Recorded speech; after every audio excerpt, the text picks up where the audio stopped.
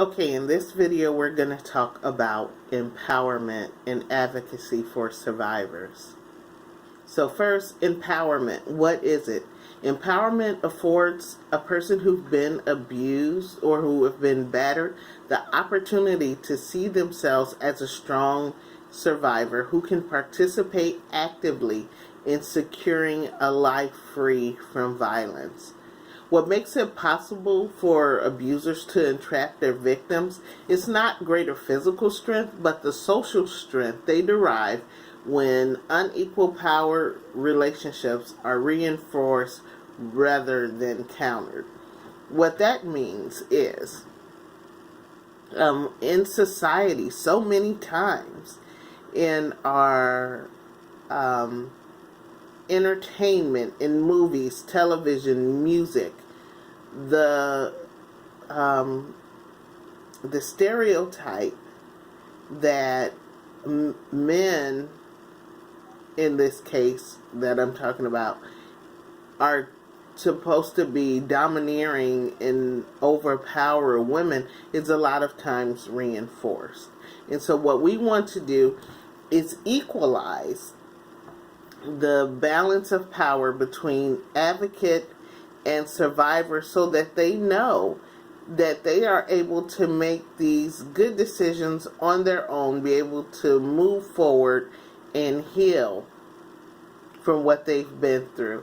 And so first thing I'm going to talk about is the life process of assisting women or victims victimized by domestic violence. So LIFE is an acronym used, and it stands for listen, inform, facilitate, and empower. So when we talk about listening, the first step, what we want to do is provide a safe place for the survivor to talk and to tell their story. We need to afford sufficient time for them to become comfortable and discuss the details of their abuse. A lot of times when we go in to meet with someone, they're not going to automatically just open up and tell us things. We need to be patient and allow time for that person to become comfortable with us. Because like what we talked about in the last video, trust doesn't come easy. They don't have to trust us. And the people that they've trusted in the past who were supposed to love them have hurt them. So they're not going to just automatically open up and to us and tell us all their secrets. They don't have to. Begin with the survivor's story, their history, their concerns, their questions. Affirm their experience and what they're saying, and clarify anything that you don't understand or that person doesn't understand. If you're sitting there listening and you're in a helping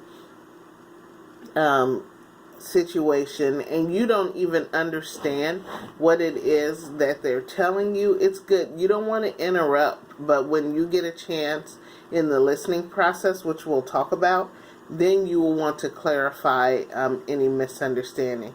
Identify what that person hopes and fears are and the resources that they're currently using or might need.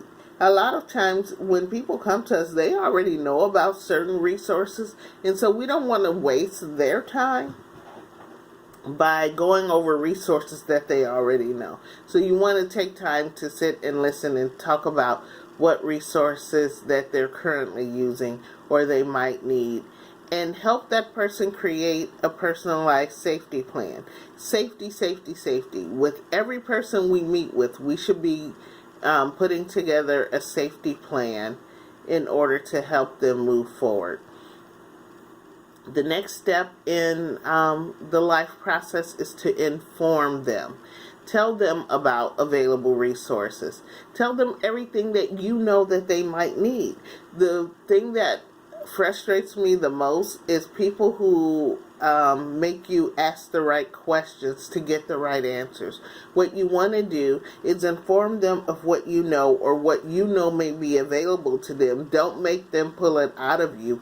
Give it to them freely if you know. And explore their survivors' circumstances and discuss worst and best case scenarios as they relate to each of the remedies available to them. So let's, for example, there may be a PPO is needed.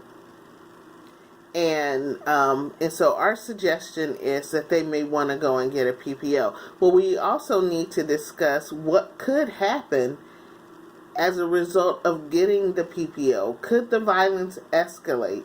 Remember, part of empowerment, and this is something you want to keep in the back of your mind or in the front of your mind, that the people that we are working with are the expert on their life. They know their lives better than we do. They are the expert. They are in the driver's seat.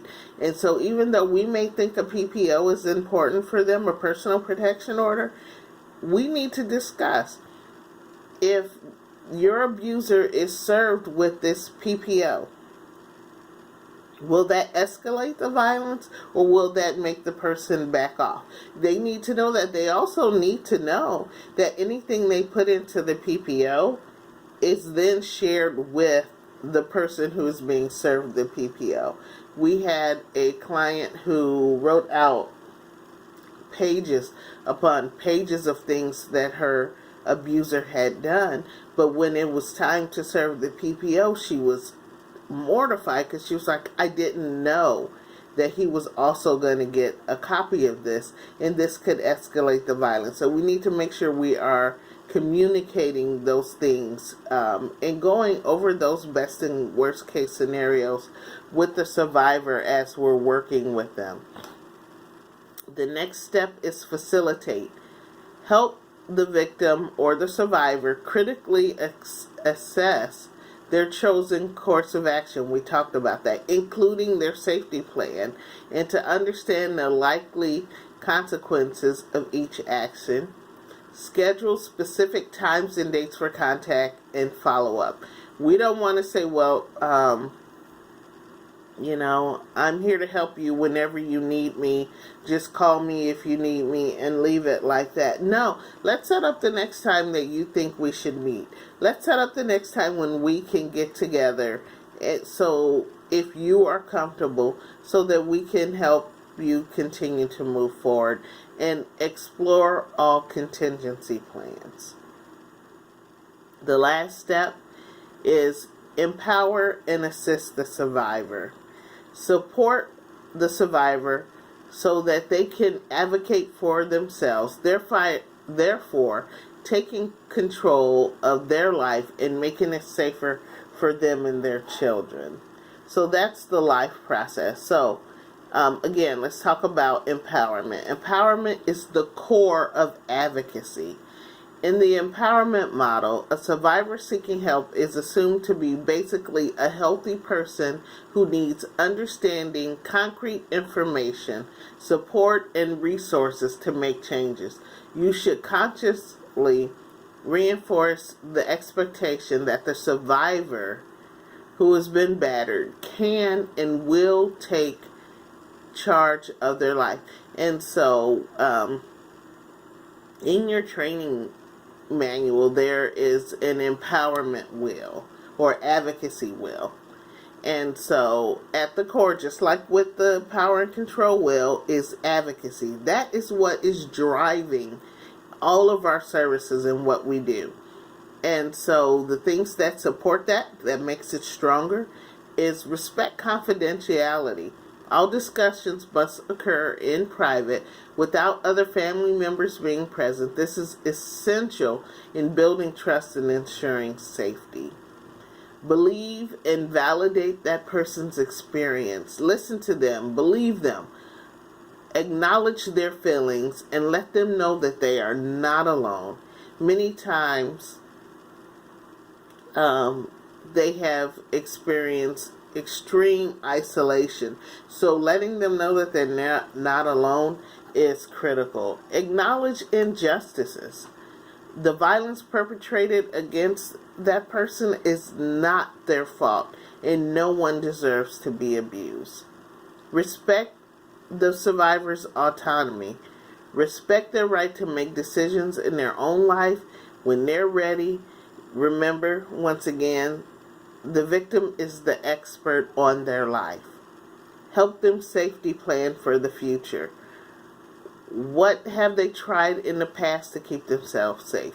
Is it working? Do they have a place to go if they need escape? Key things in safety planning. And promote access to community services. Know the resources in the community. In St. Joe County and in Cass County, they have come up with great resource guides to help survive anyone in any situation find what they need. Also, utilize 211 that's provided through the United Way. Great resources. You call them, you tell them what you need, you tell them your location, and they are able to connect you with resources in the area. So know the resources in the community. Is there a hotline or other shelters other than ours that may be appropriate for the survivor? And so how should we respond as advocates? If helplessness and isolation are the core experience of trauma, empowerment and reconnection are the core experiences of safety and healing. We can support survivors seeking safety, sobriety, wellness, autonomy, and justice by reducing program service barriers and ending isolation for people impacted by multiple abuse issues. Policies and procedures to ensure culturally competent, appropriate, non-punitive, and non-judgmental accessible services are key. So we're going to want to create a welcoming environment. There are small actions that will plant the seed that someone truly cares. You're measured all the time by how much you seem like you care. So here are some ways to create a safe environment. Make sure there's good security lighting outside the building. Have comfortable sofas and chairs. Maybe even a collection of magazines and toys or coloring books for children. Make sure there are home-like touches available. Pay attention to accessibility issues for people who may be in wheelchairs or have trouble with mobility. And try to keep the paperwork to a minimum at intake sessions. Here's the thing. If someone is coming in late at night or they're in serious crisis and they're not able to sit and do all the paperwork, do what's necessary for them to be there, and then maybe come back to the other paperwork later or let someone on a different shift know. We need to prioritize what paperwork is absolutely necessary and then what isn't necessary. I mean, it's all necessary, but doesn't need to be done right at that moment. Ensure confidentiality. Provide let them know about the private areas where they can retreat and be alone, their bedrooms, or if they want to go out on the deck, or just quiet places that they can go for contemplation. Always convey respect, both in words and actions. It's critical for us to be considerate, to be respectful, and to be understanding and supportive. Supportive can mean just being there by the person's side. You definitely don't want to always have to say something or speak. If you've heard the term silence is golden, sometimes silence speaks volumes. It allows them to be able to gather their thoughts and feelings. And just knowing that someone is there is huge. People who've been traumatized may have trouble trusting others. We talked about that a little bit. Even those who appear to have good intentions, survivors may not trust. I'll tell you a story. There was a young lady who came into shelter. And me being who I am, I'm like, hi, my name is Deborah, and I'm here to help you with anything that you need. Just let me know. I'm here to help if you need to speak. And she looked at me and very quickly shut me down and was like, no, I don't want to talk to you. And I was like, okay, I'm here if you need me. And so she was in shelter for about 6 weeks, and she didn't want to work with me. And I was okay with that because there were other advocates that she had a connection with that she was able to work with. And so, unfortunately, she ended up in our shelter again. So once again, hi, I'm glad to see you. I'm glad we get another opportunity to help you. If you need anything, if you want to talk, and she's like, no, I don't want to talk to you. Are you for real? I can't deal with you. I said, okay, just know, if you need me, I'm here. I had to be okay with the fact that I was not her cup of tea. So she came back a third time. And the third time, before I even came to work, I started getting messages from my supervisor and other coworkers that she was there and she was just a mess. And so be careful, you're not her cup of tea, whatever. So I said, okay. And so I went in that evening and she was in her bedroom. And so I didn't bother her because she was already in crisis. And so I'm sitting in my office doing some work, and she comes in and she says, Deborah, can I talk to you? And I'm like, yeah, sure, come on in. And so she begins to tell me what's going on with her. And it was some deeply scary and disturbing things that she felt was going on with her. And she told me, and she says, do you believe me? And I said, yes. And she was like, what do you think I should do? And so we began to discuss things that she could do that would bring her calm, would bring her peace, and, help her work through the things that she was going through. And after that conversation, she looked at me and she said, I didn't trust you. And I said, really? And she said, yeah, I could not believe that you were nice and wanted to help me and wanted nothing in return. Because everyone else I had met outside these walls, if they were nice to me, it's because they wanted something in return. They somehow wanted to use me. And she was like, and you were just so nice, I didn't believe it was real. And I was like, I know it can be kind of annoying, can it? I was like, but this is me. What you see is what you get. And she said, because you've been consistently the same person each time I've been here, I can now trust you with my deepest secrets. And so being consistent is very important. Not being up and down and wishy-washy. Treating everybody with respect and being supportive and treating them the same, not having your favorites and things, is really important in gaining trust with the people that we serve. Because they're dealing with a lot of issues. They're dealing with negative past experiences with social service agencies and service providers. They're dealing with fear of authority figures, fear of legal sanctions, fear of being judged, fear of being discounted. People who have been victimized often have a history of feeling not being believed when they're telling the truth. Even if they have a lot of issues going on, such as substance abuse, especially those people. Because in our minds, in society, we a lot of times associate people who have substance abuse issues as liars. And so anytime they're talking to us, well, they must be trying to manipulate us. They must be trying to get over. And so this is what they're coming to us with, which is why gaining trust is not easy. They have fear of losing their children. If I tell you what I've done, if I tell you my deepest, darkest secrets, are you going to turn around and call Child Protective Services because you think I'm unstable, or you think I'm crazy or a danger to my children?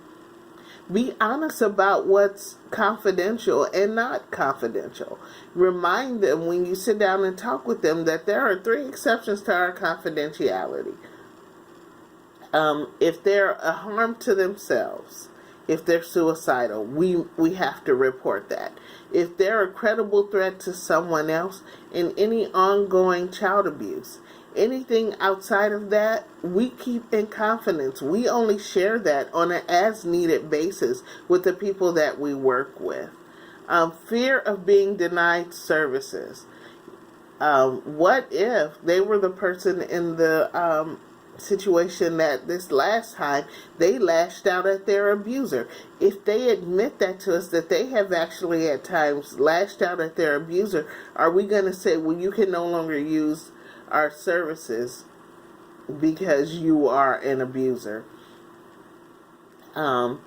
Fear of losing their autonomy or decision-making power. People who think they know an individual's needs better than they do may try to impose their own solution and values. People who must abide by curfews or request passes or get permission to see friends and relatives may feel like they're being treated as children and not want to stay in our program. Fear of reprisal. They may fear retaliation from their perpetrator if they report sexual assault or seek a personal protection order against their perpetrator, or report any kind of abusive behavior toward them in an institutional setting. And there's also a fear of being scapegoated. Some individuals may fear being accused of other things they didn't do. For example, someone who discloses a history of substance abuse or incarceration may be the prime suspect if something comes up missing from the shelter or from one of our facilities. So we need to understand why gaining trust is not easy. But how do you gain trust? So here are some ways to demonstrate trustworthiness and begin the process of gaining trust. Be willing to earn trust. Try not to hurt or offend. Try not to be hurt or offended if a traumatized person who's been battered or sexually assaulted is angry and don't trust you right away. Allow people you serve to take as much time as they need to begin to trust you.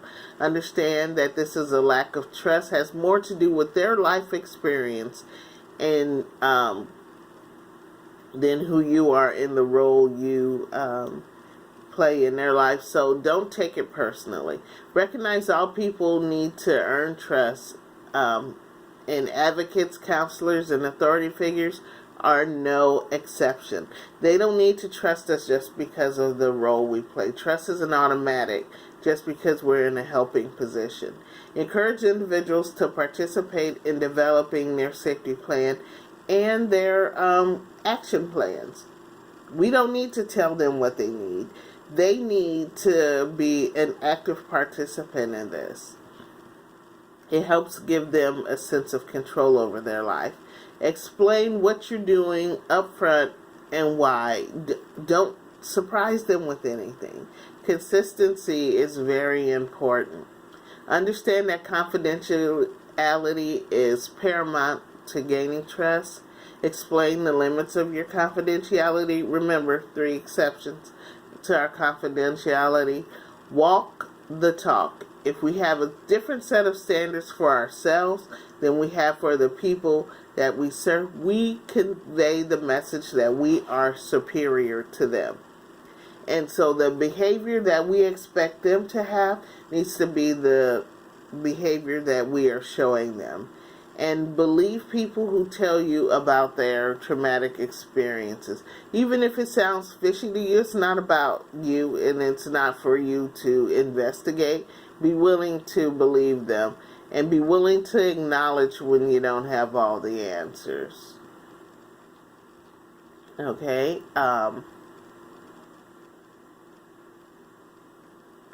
And that's all we're going to talk about empowerment right now.